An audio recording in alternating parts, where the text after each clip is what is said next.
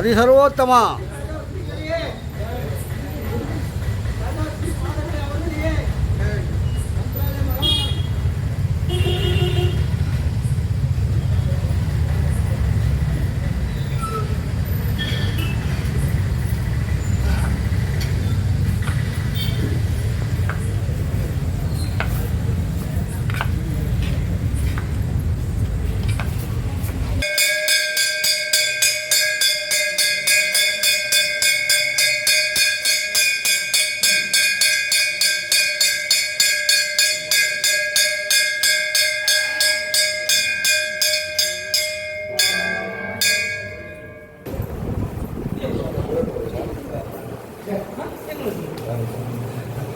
ब्रह्मारी बलभद्रप्रियानुजः जीविताहारी शकलासुरभञ्जनः नन्दो व्रजधनानन्दी सच्चिदानन्दविग्रहः नवनीतविलिप्ताङ्गो नवनीतनटो नखः नवनीतनवाहारो वसुगन्धप्रसादकृत षोडशद्वेषः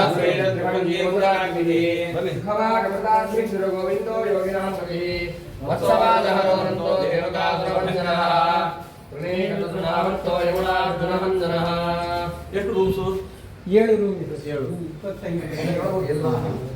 ಎಷ್ಟು ಮಂದಿ ಇವಾಗ 8 ಜನ ಬುಕ್ ಆಗಿದ್ದಾರೆ ಕೆಲವರಿಗೆ ಫ್ರೀ ಆಗಿ ಮಾಡ್ತೀವಿ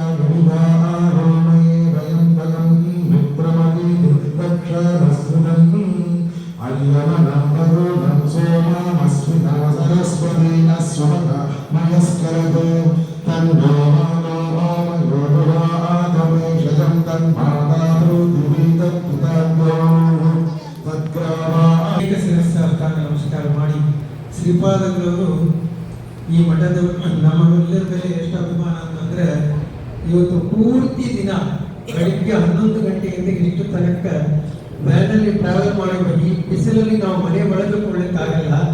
ಇದ್ರು ಬೆಳಿಗ್ಗೆ 11:30 ಇಷ್ಟು ತನಕ ಬೆಂಗಳೂರಿಂದ ಇಷ್ಟು ದೂರ ಬಂದಿದ್ದಾರೆ. ಅವರಿಗೆ ನಾವು ಏನೇನು ಮಾಡಕ್ಕಾಗೋದಿಲ್ಲ. ಅವರ ಆಶೀರ್ವಾದಕ್ಕೋಸ್ಕರ ಎಷ್ಟು ಹೊತ್ತು ನಾವು ಅವರಿಗೋಸ್ಕರ ತಪಸ್ಸು ಮಾಡ್ತಾ ಇದ್ದೀವಿ. ಅವರು ಅನುಗ್ರಹದಿಂದ ನಾವು ಮೆಡಿಕಲ್ ಇನ್ಶೂರೆನ್ಸ್ ತಗೊಂಡಾಗ ಇದಕ್ಕೆ ಇಷ್ಟು ವೆಚ್ಚ ಆಗುತ್ತೆ ಅಂತ ಹೇಳ್ತೀವಿ, ಆದರೆ ಯಾರು ಅದನ್ನು ಉಪಯೋಗ ಮಾಡಬೇಕು ಅಂತ ಅನ್ಕೊಂಬೋದಿಲ್ಲ. ಅದೇ ಥರ ನಾವು ಈ ಬಿಸಿನೆಸ್ ಅನ್ನು ಇಟ್ಟಿಲ್ಲ, ಈ ವೃದ್ಧಾಶ್ರಮ ಇಟ್ಟಿದ್ದೇ ಹೊರತಾಗಿ ಇಲ್ಲಿ ಯಾರು ಬರಬೇಡ್ರಿ ಅಂತಲೇ ಹೇಳ್ತೀವಿ. ಯಾಕಂದ್ರೆ ಮನೆಯಿಂದ ಕಳಿಸೋರು ಇದ್ರೇನೆ ನಮಗೆ ಇದು ವ್ಯಾಪಾರ ಆಗುತ್ತದೆ. ಯಾರು ದಯಮಾಡಿ ನಿಮ್ಮ ಮನೆಯಲ್ಲಿರೋ ವೃದ್ಧರನ್ನ ಕಳಿಸ್ಬೇಡ್ರಿ. ಹಾಗೂ ಎಲ್ಲಾದ್ರೂ ಒಂದು ಕಡೆ ನಿಮ್ಮ ಲೆವೆಲನ್ನು ಮೀರಿ ಫಾರಿನಲ್ಲಿ ಇರ್ತಾರೆ, ಇಲ್ಲಿ ಅವರಿಗೆ ಬಹಳ ತೊಂದರೆ ಇರ್ತದೆ, ಅಂಥವರಿಗೆ ಏನು ಮಾಡಬೇಕು ನಮ್ಮವರಿಗೆ ಅಂತ ಹೇಳಿ ತುಂಬ ಆಲೋಚನೆ ಮಾಡಿ ನಾವು ನಮ್ಮ ಡಾಕ್ಟರ್ ಇಬ್ಬರು ಸೇರಿ ತುಂಬ ಪ್ರಯತ್ನ ಪಟ್ಟು ಇಲ್ಲಿ ಒಂದು 25 ಜನ ವೃದ್ಧರಿಗೆ ಬೇಕಾದ ಎಲ್ಲ ಸೌಕರ್ಯವನ್ನು ಮಾಡಿ ಅವರಿಗೆ ಬೆಳಿಗ್ಗೆಯಿಂದ ರಾತ್ರಿ ತನಕ ಏನೇನು ಸೌಕರ್ಯ ಬೇಕೋ ಎಲ್ಲ ಮತ್ತು ಮೆಡಿಕಲ್ ಮತ್ತು ಇಲ್ಲೇ ಅದರ ಸೌಕರ್ಯಗಳನ್ನೆಲ್ಲ ಇಟ್ಟು ಅವರಿಂದ ಆಸ್ಪತ್ರೆಗೆ ಬರೋ ಕೆಲಸವೂ ಇಲ್ಲ. ನಮಗೆ ಒಂದು ಮೊಬೈಲ್ ಹಾಸ್ಪಿಟಲ್ ಇದೆ, ಅದನ್ನು ಶ್ರೀಪಾದಗಳವರೇ ಉದ್ಘಾಟನೆ ಮಾಡಿದರು. ಅದಿಲ್ಲಾಗಿ ಇಲ್ಲೇ ಎಲ್ಲ ಉಪಕರಣಗಳು ಇರ್ತದೆ, ಏನಾದರೂ ಪ್ರಾಬ್ಲಮ್ ಅಂದರೆ ಇಲ್ಲೇ ನೋಡಬಹುದು. ಎಲ್ಲ ಸೌಕರ್ಯವನ್ನು ಮಾಡಿ ಇದನ್ನು ಮಾಡಬೇಕು ಅಂತ ಶ್ರೀಪಾದಗಳವರ ಹತ್ರ ಹೇಳಿದಾಗ ನಾನು ಅವಶ್ಯ ಬಂದು ಅದನ್ನು ಉದ್ಘಾಟನೆ ಮಾಡ್ತೀನಿ ಅಂತ ಹೇಳಿದ್ದೇನೆ. ಇದಕ್ಕೆ ವಿಶೇಷ ಅನುಗ್ರಹ ಮಾಡಿ ನಮ್ಮೆಲ್ಲರ ಮೇಲೆ ಅಭಿಮಾನ ತೋರಿಸಿ ಬಂದ ಶ್ರೀಪಾದಗಳವರಿಗೆ ಶಿರಸಾಷ್ಟಾಂಗ ನಮಸ್ಕಾರ ಮಾಡಿ ಒಂದು 2 ಆಶೀರ್ವಾದವನ್ನು ಹೇಳಬೇಕು ಅಂತ ಒಳ್ಳೊಳ್ಳೆ ಮಾತುಗಳನ್ನು ಹೇಳಿದ್ದಾರೆ. ಉಪನಿಷತ್ತುಗಳು ನಮಗೇನು ಸಂದೇಶ ಕೊಟ್ಟಿದ್ದಾವೋ ಅದನ್ನು ಅಂದಿದ್ದಾರೆ. ಮಾತೃದೇವೋ ಭವ ಪಿತೃದೇವೋ ಭವ.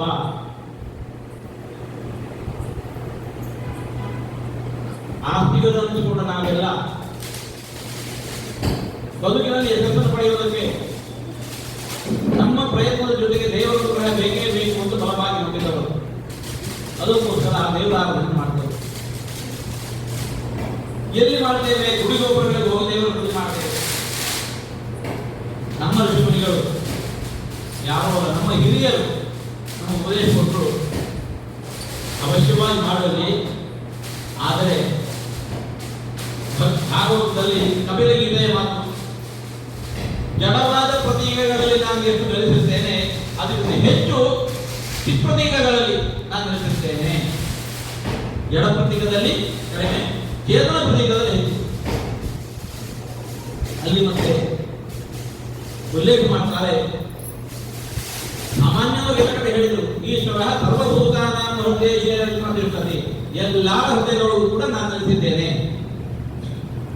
ಇಷ್ಟು ಹೇಳಿ ಕೂಡ ಮತ್ತೆ ಪುನಃ ಎಚ್ಚರಿಸಿಕೊಂಡದ್ದು, ಮಾತೃದೇವೋ ಭವ, ಪಿತೃದೇವೋ ಭವ, ಆಚಾರ್ಯ ದೇವೋ ಭವ, ಅತಿಥಿ ದೇವೋ ಭವ. ಇಲ್ಲೆಲ್ಲ ದೇವರನ್ನು ಕಾಣೋಣ. ಅಲ್ಲೂ ಮೊದಲು ಉಲ್ಲೇಖ ಮಾಡಿದ್ದು ಮಾತೃದೇವೋ ಭವ, ಪಿತೃದೇವೋ ಭವ. ತಂದೆ ತಾಯಿಯೊಳಗೆ ಭಗವಂತನ ಕೊಂಡು ಆರಾಧಿಸಬೇಕು. ತಂದೆ ತಾಯಿಯೊಳಗೆ ಭಗವಂತನ ಆರಾಧನೆ ಹೇಗೆ?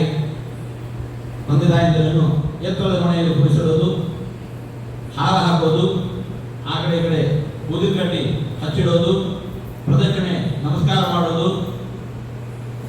ಅಯ್ಯ ಹಸಿದ್ದೇನೋ ನಿಮಗೆ ಅನ್ನ ಕೊಡು, ಬಾಯಾಗಿದ್ದೇನೆ ಒಂಚೂರು ನೀರು ಕೊಡು. ಇಲ್ಲ, ನೀವು ದೇವರ ಕೂತಿರಬೇಕು, ನಾನು ಪ್ರದಕ್ಷಿಣೆ ನಮಸ್ಕಾರ ಮಾಡ್ತಾ ಇದ್ದೇನೆ. ಅಲ್ಲ, ಶಾಸ್ತ್ರಗಳಲ್ಲಿ ಹೇಳಿದ್ರು, ಜೀವತೋ ವಾಕ್ಯಕರಣ.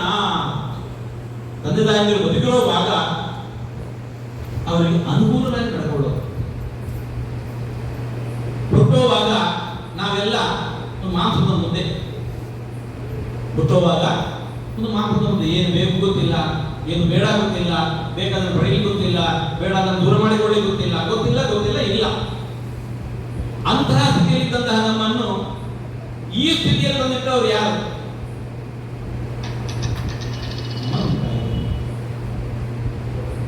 ಅವರು ದಿವಸ ಈ ಸ್ಥಿತಿಗೆ ಪುನಃ ಬರುತ್ತಾರೆ. ಆ ಹೊತ್ತಿಗೂ ಕೂಡ ನಮ್ಮ ಬೇಕು ಬೇಡಗಳಿಗೆ ಸ್ಪಂದಿಸಿರತಕ್ಕಂತಹ ತಂದೆ ತಾಯಿಯರ ಬೇಕು ಬೇಡಗಳಿಗೆ ಸ್ಪಂದಿಸಿ ನಡೆಯುವುದಿದೆಯಲ್ಲ, ಇದು ಮಾತೃದೇವರು. ಇದನ್ನು ಎಲ್ಲರೂ ಕೂಡ ಅವಶ್ಯವಾಗಿ ಮಾಡಲೇಬೇಕು. ದೇವರ ಪೂಜೆ ದೇವಸ್ಥಾನ ಹೋಗಿ ಮಾಡೋದುಂಟು, ನಮ್ಮ ಮನೆಗೆ ಬೇಕೋ ಬೇಡ. ನಮ್ಮ ಮನೆಯನ್ನೇ ಮಾತ್ರ ಅಲ್ಲ, ನಮ್ಮ ಮನದೊಳಗೂ ಬೇಕು. ದೇವರು ಬಂದಿದೆ ಮನೆಯೊಳಗೆ ಮಾತ್ರ ಅಲ್ಲ, ಮನದೊಳಗೆ ಬೇಕು. ಹಾಗೆ ಭಗವಂತನ ಆರಾಧನೆ ಗುಡಿಗೋಪುರಗಳು ಹೋಗಿ ಅವಶ್ಯ ಮಾಡಬೇಕು. ಅಲ್ಲಿ ಪಡೆದ ಸ್ಫೂರ್ತಿಯಿಂದ ನಮ್ಮ ಮನೆಯೊಳಗೆ, ನಾವು ತಂದೆ ತಾಯಿಯರೊಳಗೆ ಭಗವಂತನನ್ನು ಆರಾಧಿಸಬೇಕು. ಅಂತಹ ಸ್ಥಿತಿಯಲ್ಲಿಯೂ ಯಾರಿಗೆ ಮಕ್ಕಳೇ ಇರಲ್ಲ, ಎಲ್ಲೋ ಇರ್ತಾರೆ, ಬಂದು ಹೊಡೆದ ಯಾರೂ ಇಲ್ಲ, ಆ ಹಂತದಲ್ಲಿ ಅವರು ಅನಾಥರಾಗಿರಬಾರದು ಸಮಾಜದಲ್ಲಿ ಒಂದೇ ಒಂದು ಉದ್ದೇಶದಿಂದ ಒಳ್ಳೆಯವರು ಡಾಕ್ಟರ್ ಜೊತೆಗೆ ಸೇರಿಕೊಂಡು ಇಂಥ ಒಂದು ವ್ಯವಸ್ಥೆಯನ್ನು ಕಲ್ಪಿಸಿದ್ದಾರೆ. ಅವಕಾಶ ನಂತರ ಅವರು ದುಃಖಿತರಾಗಬಾರದು ಅನ್ನೋ ಒಂದೇ ಕಾರಣಕ್ಕೋಸ್ಕರ ವ್ಯವಸ್ಥೆಯನ್ನು ಮಾಡಿದ್ದಾರೆ. ಇಂತಹ ವ್ಯವಸ್ಥೆಯಲ್ಲಿ ಕೈ ಜೋಡಿಸೋದು ಎಲ್ಲರ ಕರ್ತವ್ಯ. ನಾಳೆ ದಿವಸ ಯಾವ ಸ್ಥಿತಿಯನ್ನು ಗೊತ್ತಿಲ್ಲ. ಇಂತಹ ಸರ್ಕಾರದಲ್ಲಿ ನಾವು ನೀವು ಕೈ ಜೋಡಿಸಿಕೊಳ್ಳೋಣ. ಇಲ್ಲಿ ಹಾಗೆ ಬರುವ ವೃದ್ಧರಿಗೂ ಕೂಡ ಪ್ರಾರ್ಥಿಸ್ತಾ ಇದ್ದೇವೆ.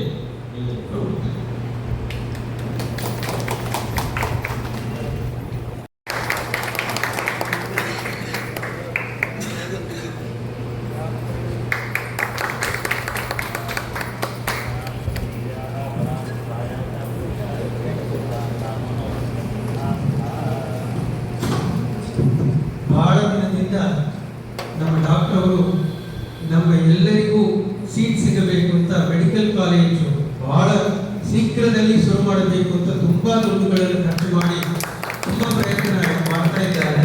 ಅದೊಂದು ಹಂತಕ್ಕೆ ಬಂದಿದೆ.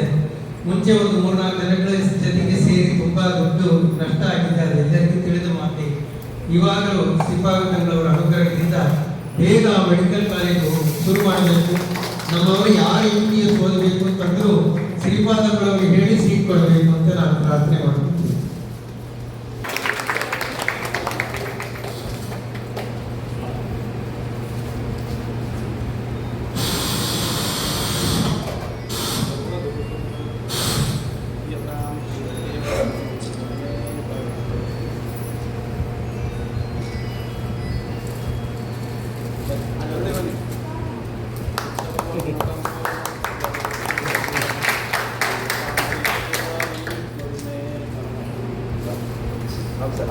ಮುಂದಿನ ಏಪ್ರಿಲ್ ತಿಂಗಳ 9ನೇ ತಾರೀಕು